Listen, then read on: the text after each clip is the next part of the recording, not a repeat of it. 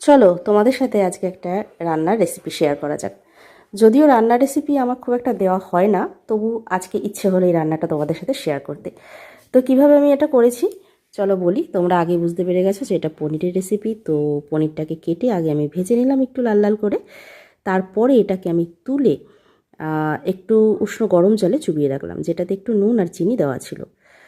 এতে না পনিরটা একটু নরম হবে। আর তারপরে আমি একটু বড় বড় করে কেটে রাখা ক্যাপসিকাম ভেজে নিলাম, আর তার মধ্যে মটরশুঁটি আর কয়েকটা কাঁচা লঙ্কাও দিয়েছিলাম। তারপরে এটাকে আমি একটু হতে দিলাম ভাজা। ভাজা হয়ে যাওয়ার পরে এটা আমি তুলে নিলাম। আর এবার দিয়ে দিলাম সাদা গোটা জিরে ফোড়ন, শুকনো লঙ্কাও চাইলে দেওয়া যেতে পারে।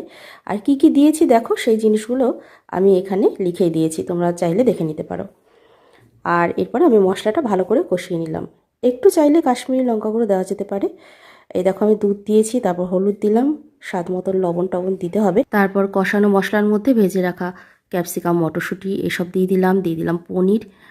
তো সবটা দেওয়ার পরে একটু জল দিলাম, দিয়ে এটাকে আমি 5-7 মিনিট এবার ঢাকা দিয়ে রাখবো।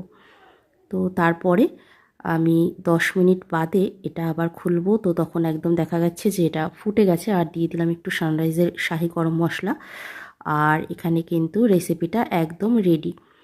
তো এটা কোন রেসিপি সেটা কিন্তু আমি জানি না, আমার ভালো লাগলো আমি করলাম। তো ভালো লাগলে অবশ্যই কমেন্ট করো।